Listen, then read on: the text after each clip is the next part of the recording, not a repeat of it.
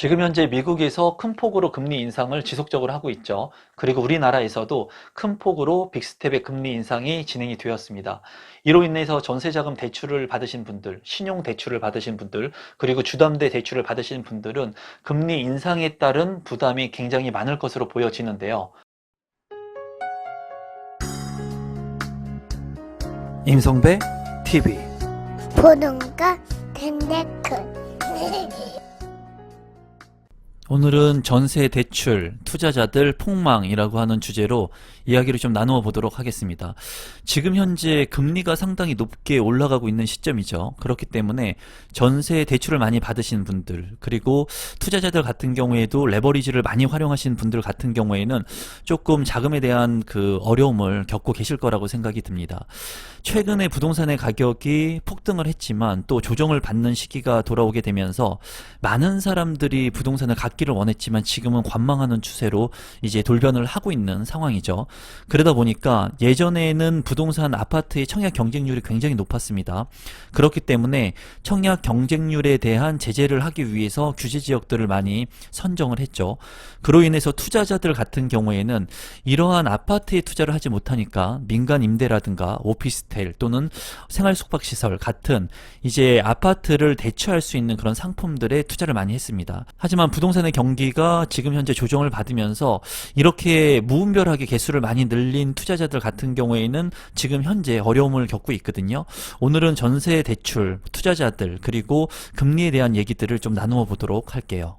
우선 서울 아파트의 매매 시세별 비중을 한번 살펴보도록 하겠습니다.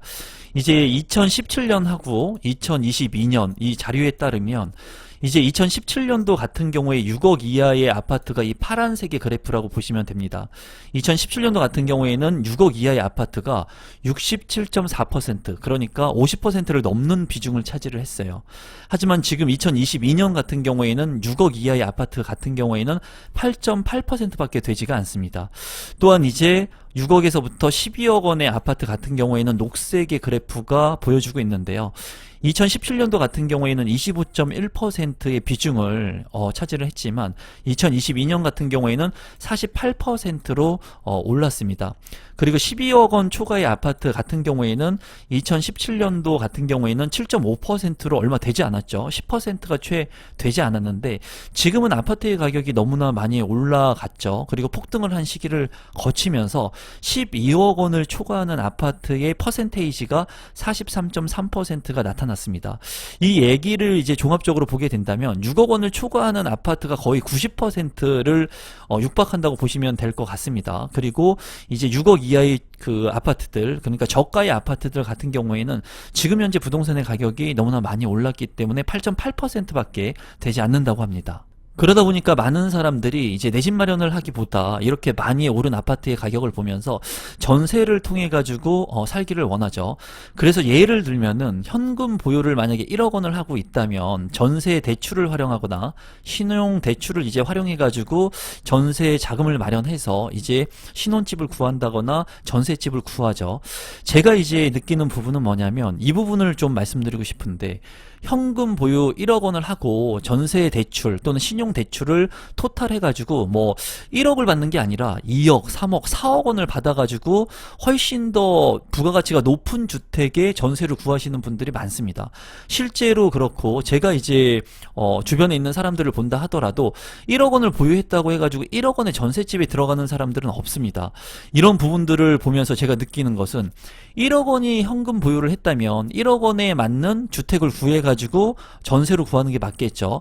이런 말씀을 드리면 어떤 분들은 1억 원짜리 전세가 어딨냐 이렇게 말씀하실지도 모르겠어요. 하지만은 실제로 아파트가 아니라면은 1억 원의 전세를 구할 수가 있습니다. 방이 3개가 아니면 2개가 되고요. 2개가 아니면 하나가 되는 주택을 구할 수가 있겠죠. 수도권의 외곽 지역이 아니면 지방에 충분히 이런 주택은 있습니다. 다만 이 주택을 우리가 가기 싫을 뿐이에요. 그러다 보니까는 내가 플러스 알파의 비용을 추가해가지고 더 좋은 곳에 입지 그리고 더 좋은 커뮤니티를 가진 아파트에 가기 위해서 추가 자금을 전세 대출이나 신용 대출을 이용해서 가게 되는 거죠. 이랬을 때 문제는 어떤 문제점이 발생을 하냐면 이제 금리 인상은 이제 번외로 조금 이따 말씀을 드릴 거고, 그래서 실제로 이렇게 추가적인 부분을 전세 대출이나 신용 대출을 통해서 만약에 자금을 마련했다면 앞으로 살아가는 데 있어서 나보다 소득 수준이 높은 사람들하고 같이 살아가면서 내 소득 수준에 대비해 가지고 지출도 더 많아지고요. 그리고 실제로 지출 비용 대비 자녀 교육이라든가 나보다 높은 사람들하고의 그 레벨을 맞추기 위해서 더 많은 돈이 들어간다는 거예요. 실제로 그래서 주변에 있는 사람들을 보게 된다면 내 소득 수준보다 훨씬 더 좋은 집에 사는 사람들이 많습니다. 그리고 그 집에 살아가면서 그 집에 사는 것을 유지하기 위해서 추가적인 비용들을 많이 내거나 아니면은 감내하지 못하는 비용들을 플러스 알파로 지출하는 사람들이 많아요. 그러니까 내가 가지고 있는 그릇은 이 소주잔밖에 안 되는데 내가 큰 양동이의 소비 지출을 하면서 더욱더 많은 사람들과 어울리면서 내가 쓰지 말아야 되는 지출 비용들을 더욱더 늘려가고 있는 사람들이 많다라는 거죠. 이것은 뭐냐면 내가 현실을 직시하지 못하고 나의 상황을 직시하지 못하고 내 현재의 레벨을 본인 스스로가 정확하게 책정을 하지 못하는 거예요. 그러다 보니까 나보다 더 많이 가지고 있는 사람들과 어울리면서 그들과 같은 소비 패턴들을 같이 유지하기 위해서 내가 돈을 더 많이 벌면서 그런 소비 패턴들을 하나 두 개씩 추가하면 모르지만은 이렇게 대출을 활용하면서까지 대출 비용들을 감내하면서까지 내가 그냥 남들한테 보여지기 쉽게 그런 삶을 살아가기 위해서 이 추가적인 비용들이 많이 들어가게 됐을 때는 삶의 어려움이 더욱더 내가 느낄 수 있는 그런 시기가 올 수 있다는 거죠. 이제 미국의 금리 인상도 큰 폭으로 계속해서 이루어지고 있고 우리나라 금리도 빅스텝으로 큰 폭으로 이루어졌습니다. 그로 인해서 금리 변동에 따른 대출이자 증감이 굉장히 큰 폭으로 이루어지고 있고 여기에 따른 시뮬레이션을 한번 표로 살펴보도록 하겠습니다. 앞서 보신 것과 같이 전세 대출이라든가 신용 대출을 이용해서 내가 감내할 수 있는 금액보다 더 큰 전세금을 만들어서 이제 임차를 하고 계신 분들이 많을 걸로 생각이 됩니다. 물론 부동산의 가격이 많이 올랐고 전세금도 많이 올랐기 때문에 어쩔 수 없이 전세 대출과 신용 대출을 활용하신 분들도 있을 거라고 생각이 들어요.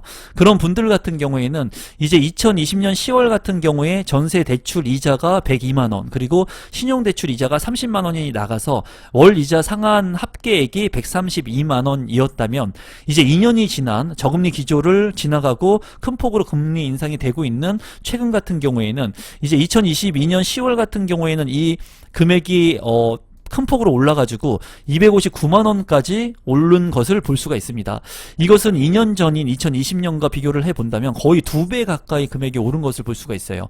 그러다 보니까 내가 무리해서 전세 대출이라든가 신용 대출을 받으신 분들 같은 경우에는 이런 대출이자 증감에 따른 부담을 상당히 많이 느낄 것으로 보여집니다. 또한 내년 같은 경우에 시뮬레이션으로 한번 보게 된다면 금리가 지속적으로 상승할 것이기 때문에 2023년 4월 같은 경우에는 309만원까지 큰 폭으로 금리 인상을 통한 이런 월 이자 상환액이 큰 폭으로 오르는 것을 볼 수가 있습니다. 이 부분은 이제 전세를 구하시는 분들 같은 경우에도 무리하게 전세 대출을 받았거나 아니면 신용 대출을 받으신 분들 같은 경우에는 이 이자 부담액이 점점 늘어날 것으로 보여져요. 그러면 주택담보대출 이자하고 신용대출 이자를 활용한 이 부분도 한번 살펴보도록 하겠습니다. 물론 주택을 마련하는 데 있어서 레버리지를 적극적으로 활용해야 됩니다. 하지만은 무분별한 레버리지는 독이 될 수 있습니다. 제가 늘 말씀드린 대로 내가 감내할 수 있는 대출의 수준을 여러분들께서 체크를 해볼 필요성이 있고 그리고 이런 대출을 활용해 가지고 직주근접이 가능하고 개발 입지가 좋은 곳 그리고 인프라가 확충될 수 있는 곳에 내 집 마련을 한다면 그래도 리스크를 좀 해지할 수 있겠죠. 이제 2020년 10월 같은 경우에 주택담보대출의 이자가 194만원 신용대출의 이자가 30만원이어서 월 이자 상환액이 224만원이었는데 최근에 이제 2022년 같은 경우에는 이 금액이 굉장히 큰 폭으로 상승을 하면서 304만원의 월 이자 상환액이 나오게 됩니다. 또한 내년 같은 경우에는 이제 이 304만원에서 340만원으로 큰 폭으로 이 신용대출과 주담대를 활용한 이 월 이자 상환액이 늘어나고 있는 것을 볼 수가 있습니다.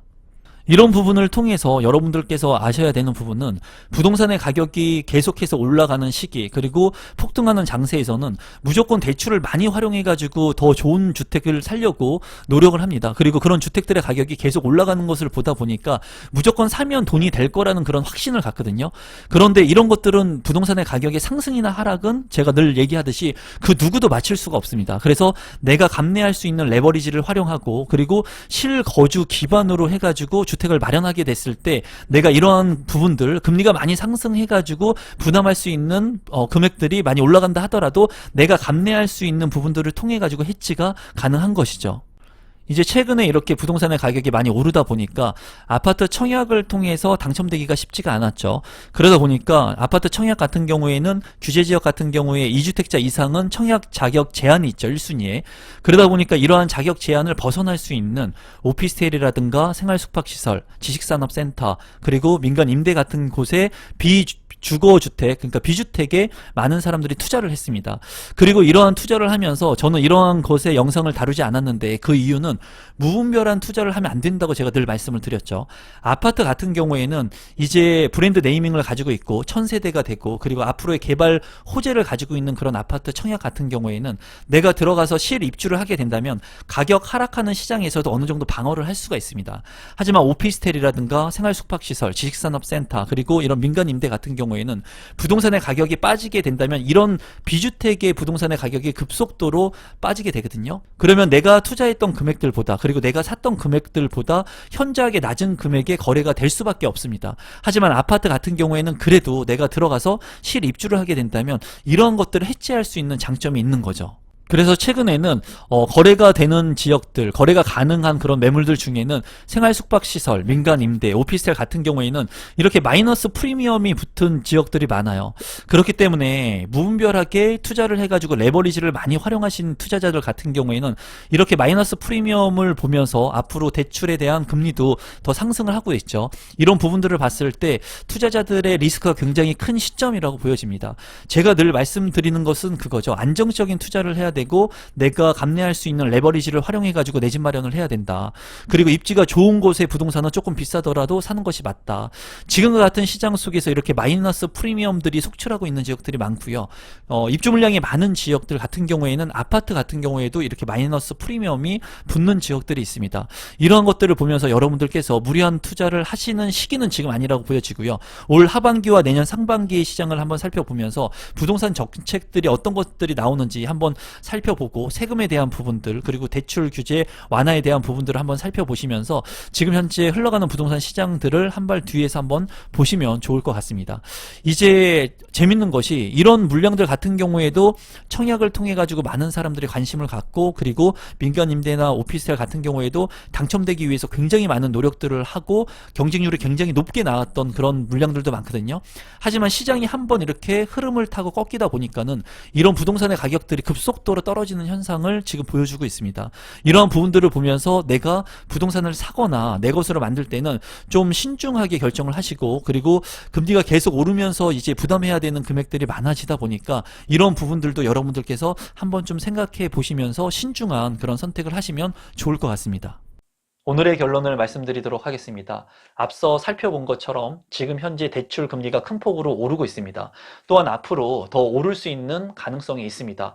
여러분들께서 지금 현재 소비 지출 같은 경우에 통제할 수 있는 부분들을 더욱더 통제하시고 무리해서 대출을 활용해 가지고 전세를 얻거나 또는 무리한 대출을 활용해 가지고 투자를 하기보다는 적정 규모를 잘 활용하고 내가 감내할 수 있는 대출을 활용했을 때 여러분들께서 올바른 재테크를 할 수 있다고 한 번쯤 생각해 보시면 좋겠습니다. 부동산의 가격이 올라갈 때는 영원할 것처럼 무리해서 대출을 받지만은 지금과 같이 이런 조정 장세가 오게 된다면 내가 감내할 수 있는 대출을 받고 그리고 이런 레버리지를 잘 활용하신 분들이 내 자산을 잘 지킬 수 있을 거라고 생각합니다. 오늘 영상은 이것으로 마무리 짓도록 하겠습니다. 고맙습니다.